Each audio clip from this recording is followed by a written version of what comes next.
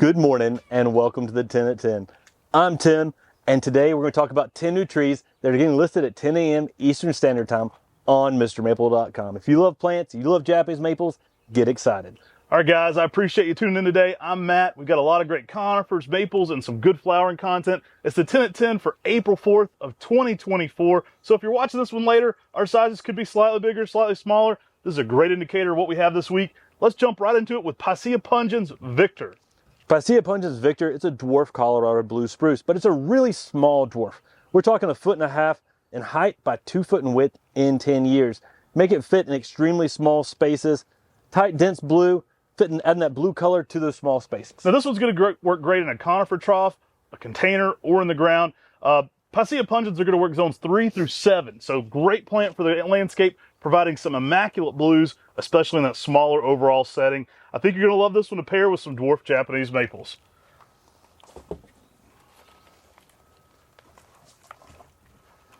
Guys, next up, we've got Acer Pomatum Gold Digger. Awesome plant, y'all. I absolutely love the colors this one gets on it. You've probably heard us tell the story, but whenever Tim and I go talk to different groups, we often explain how trees are introduced. We explain how we evaluate plants. Well, we were given a grafting seminar at the J.C. Ralston, and a gentleman in the audience said, "I have a seedling you've got to see." And Laddie Munger showed us his tree, which became known as Gold Digger. Gold Digger really has this unique color to it, where it's this sort of peach yellow orange in it that gives it a unique winter interest on the bark during those winter months. If you grow this in more shade, you may get a little more yellow on the bark. If you grow this a little more sun, you may get a little more of that orange color with that sort of peachy tones to it. It's outrageous on the winter bark, but the new growth fleshes in the spring have a nice coral pink to them as well. The hotter it gets in the summer, the quicker the 10 at 10 videos go. This is an awesome one. I love the orange this gets in the fall. Now, as you get deep into the fall, don't be surprised if this looks like a coral bark. A lot of people will message us in early fall and say, "Hey, I think I got the wrong tree. My Gold Digger has red bark to it." This thing changes a ton. So November time frame, don't be surprised to see it very red. In winter, peach, pink, yellows, you'll get a ton of different changes. One of my favorite things is when this first leaf's out, you get a malting of pink over top of the green. So you get a really nice hue even going on there. Short, multi-stemmed, absolutely love Gold Digger. This is going to work zone 6 through zones 9. I think you're going to love this one in landscape. Typically over a foot of growth a year. Really nice. One of the things that drew us to this tree at Laddie Munger's garden is even on a lot of the older growth, it was exquisite color.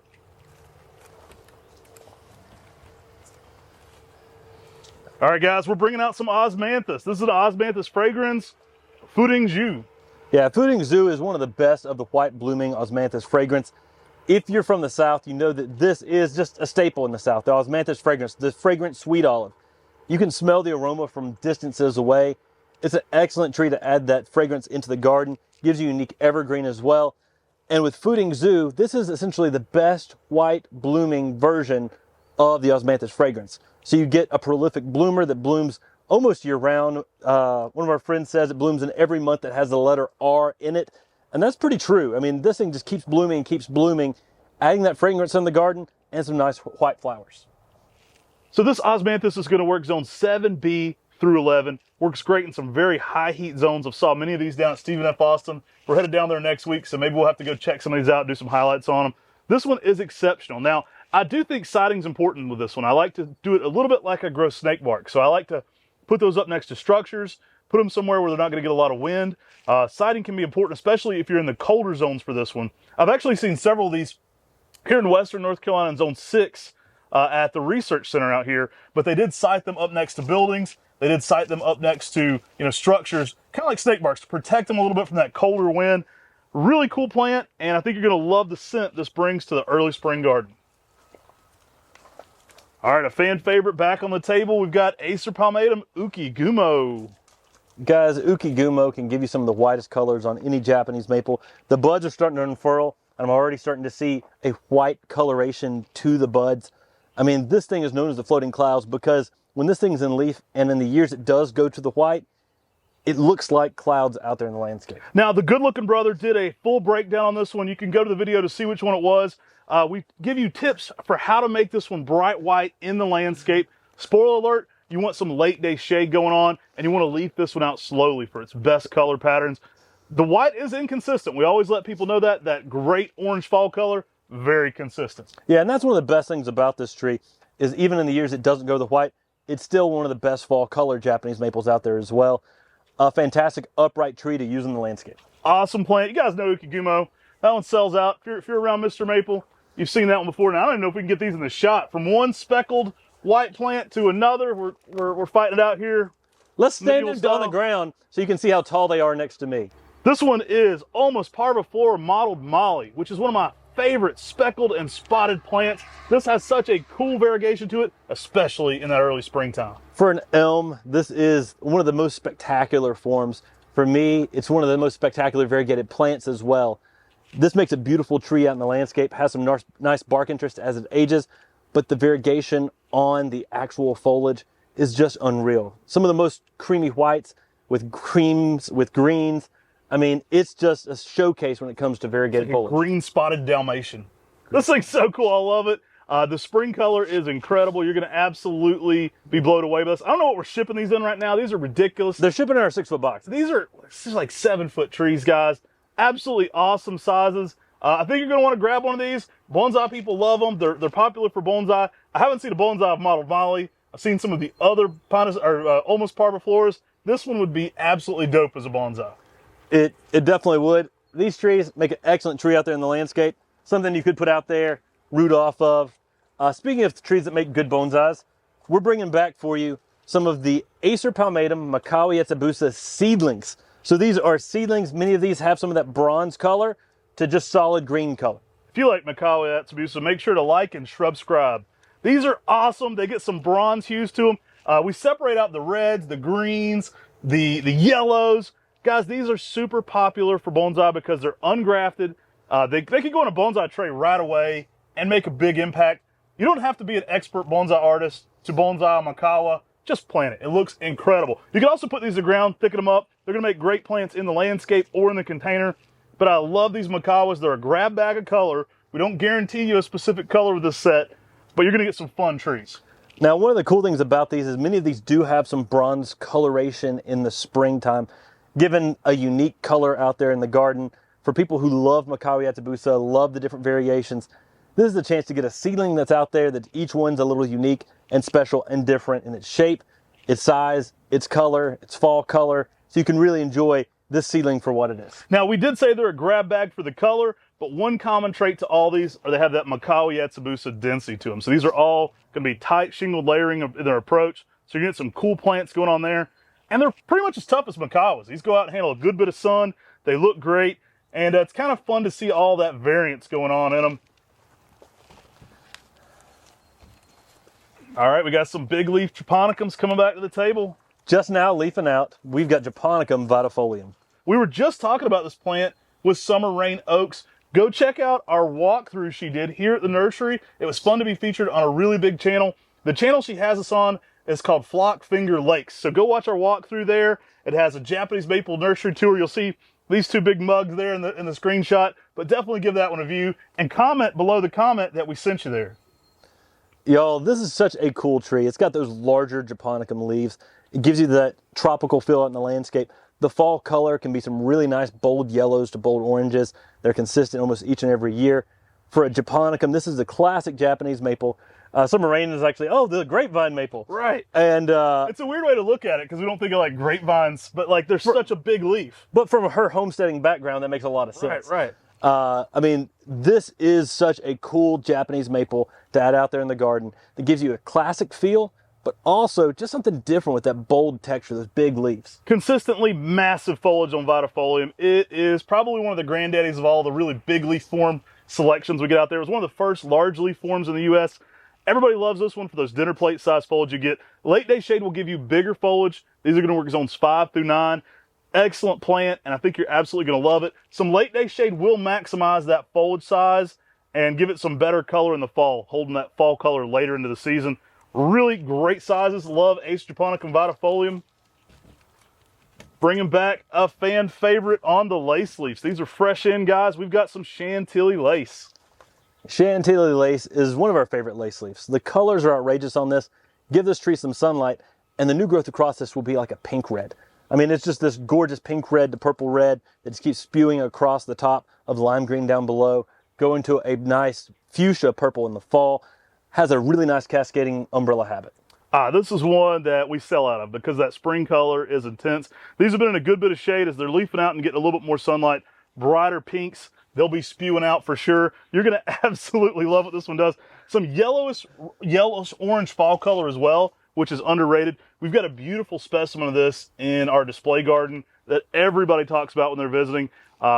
Really enjoy this plant for what it does. If you already have a red or a green, think about a Chantelly Lace. It's a Dick Wolf introduction. Older classic from Red Maple Nurseries there.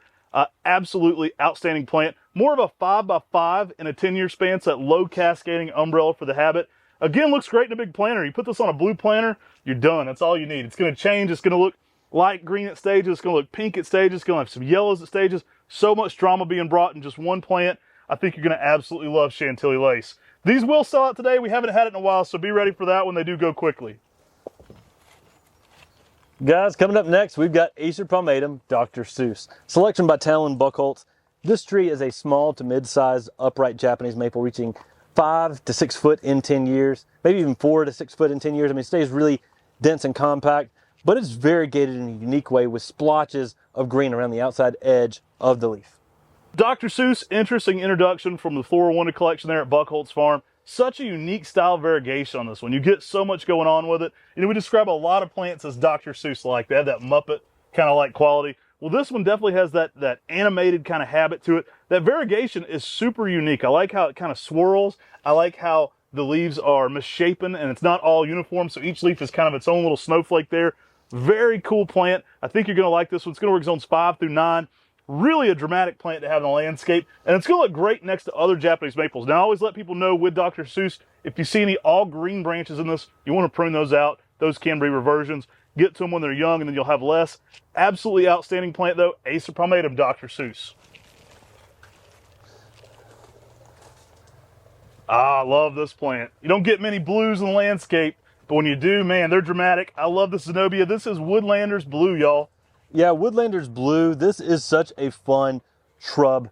Zenobia is actually a native shrub, and this is a selection that Woodlanders Nursery found growing in the wild with this silver blue foliage. It's got silver blue to the back, it's got blue hues to the top of the foliage, and the unique thing about this tree is it has these really interesting blooms to it too. It has these little bell-shaped flowers. So one of the reasons why the Zenobia is the common name is the honeycup.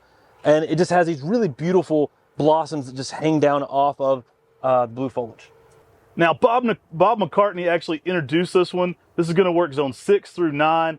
Really a fun plant, typically at around 6 foot, even in 10 years. Some incredible blue shades there in the landscape. I think you're going to love this one. It's a fun way to add a native to the landscape. But again, a nativar with some incredible colors. I know you got to go down and tour the landscape with Bob. Bob actually has a citywide arboretum. He took you on a little tour one time. I was a little jealous I missed out on that one. I'll have to get down there again. Yeah, down there around Aiken, South Carolina, the city actually allowed Bob to go around and plant trees and rare, interesting plants all around the city. And he's been doing this for years and years and years. And so there's just this gorgeous city planted with unique plants. I mean, it's outrageous down there. If you ever get a chance to visit, go visit it. But this is such a cool plant that he introduced. And it's one of the few natives that's ever been found that's blue. Oh, no, it's a great way to add that frosted blue color to the landscape around some maples. I think it's texturally really important to have these kind of shades. It's really fun. It reminds me a little bit of Stewartia pseudocamellia pewter, but in a dwarf form. Just a great way to add some blues. And I think you're going to absolutely love pairing this with things like Chantelly Lace or dark red Japanese maples. The colors are incredible. All right, y'all. So we've got an open house that's April 5th and April 6th. That's tomorrow and Saturday. April 5th on Friday, that's going to be from 8 a.m. to 5 p.m. and on Saturday, 8 a.m. to noon. We ask that anybody that's going to be checking out with things from the 10 at 10 that want to pick that up at the open house, we ask that you check it out by noon.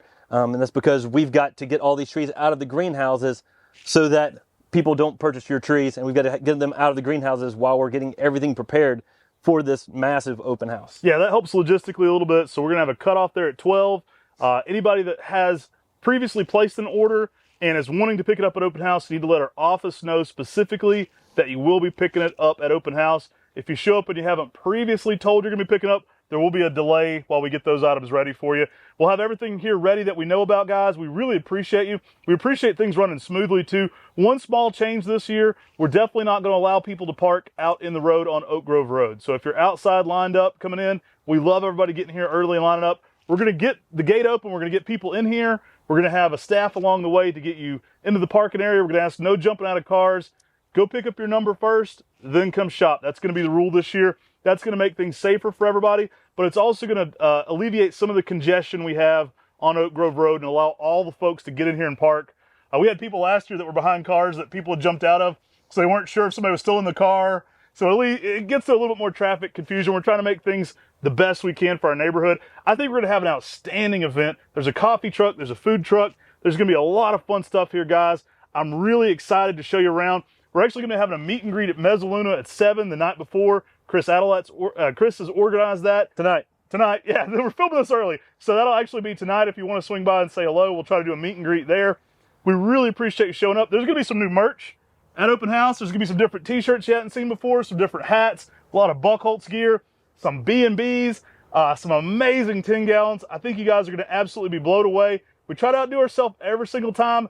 This is going to be a fun kickoff to the 2024 season here at our first Spring Fling Open House. so get here and have fun. We'll see you tomorrow. And make sure you check out today with all these cool plants on the 10 at 10. Take care God bless. and have a great day.